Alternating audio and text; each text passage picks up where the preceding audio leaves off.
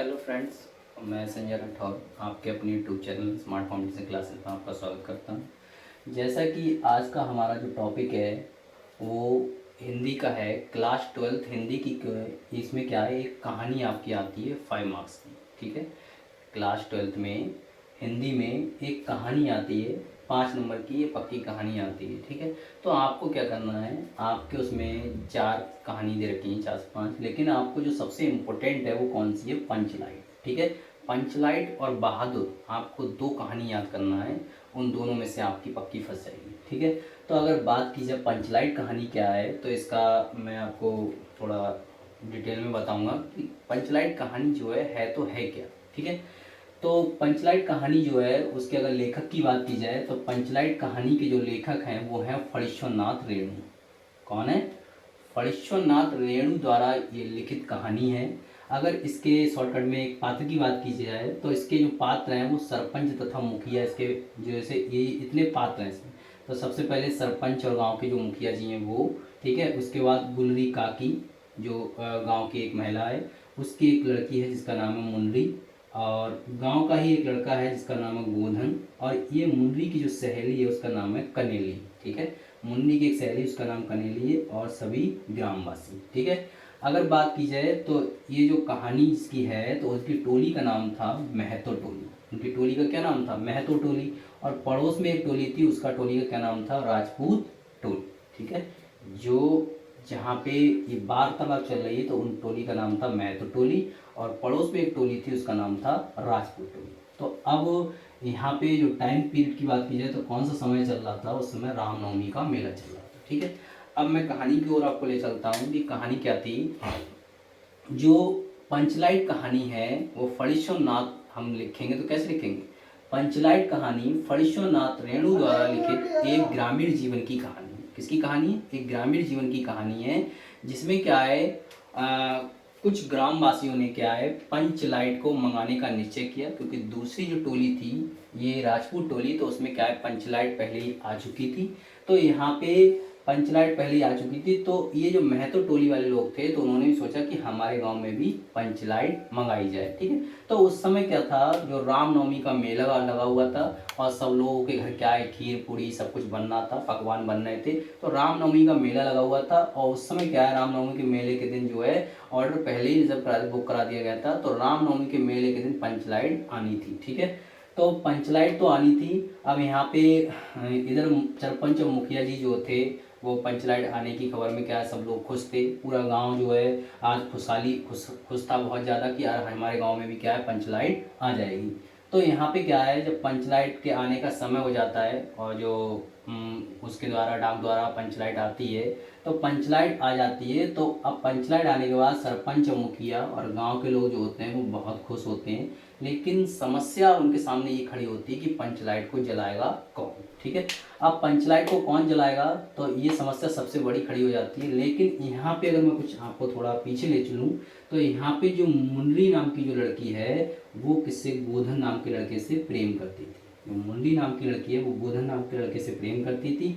अब ये बात मुनरी जानती थी कि गोधन पंचलाइट जलाना जानता है, लेकिन कुछ समय पहले ये जो थे, इन दोनों को क्या है, गुल्ली काकी ने देख लिया, तो गुल्ली काकी ने जो है सरपंच और मुखिया जी से शिकायत कर दी थी इसकी, गोधन की। तो इस गोधन का क्या हो गया था, हुक्का पानी बंद कर दिया था। पंचायत ने इस गोधन का हुक्का पानी बंद कर दिया। तो ये जो गांव के बाहर, ठीक है, बाहर रह रहा था, तो इसका हुक्का पानी क्योंकि बंद था, लेकिन मुंडी जानती थी कि गोधन पंचलाइट जलाना जानता है। अब वो अगर डायरेक्ट मुंडी जो है सरपंच या मुखिया जी से कहती है तो वो कहते कि तू क्या है अपने कारण कर रही है, पता नहीं तुझे, है ना।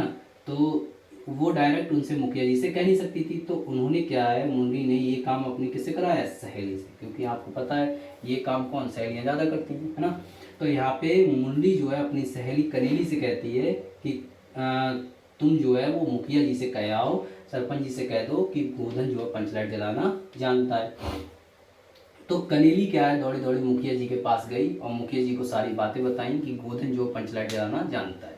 लेकिन गांव में, पंचायत में क्या है, एक रोष था कि गोधन का तो हुक्का पानी बंद है, तो उसको कैसे बुलाया जाए।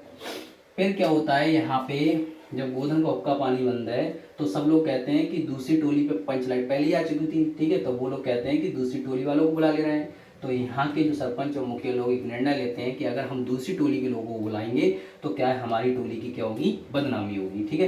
तो उन्होंने कहा इससे क्या है, गोधन को ही बुला लिया जाए तो ज़्यादा अच्छा रहेगा, गाँव की लाज भी बच जाएगी और हमारी पंचलाइट भी जल जाएगी, ठीक है।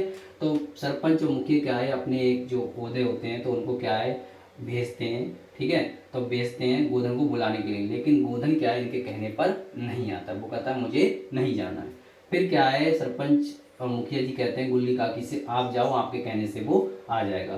तो ये गुल्ली काकी जब गोधन को बुलाने जाती हैं और उससे क्या है, कहती हैं कि नहीं, मैंने जो कहा वो गलत किया, ठीक है। तो ये वार्तालाप होती है, तो गोधन उनके कहने पर, गुल्ली काकी के कहने पर क्या है, आ जाता है, ठीक है। और आने के बाद वो पंचलाइट को देखता है, तो पंचलाइट जो होती थी पहले, पंचलाइट का मतलब आप समझते हो, पंचलाइट का मतलब है लालटेन से। किससे, लालटेन से। पंचलाइट का मतलब क्या है, लालटेन।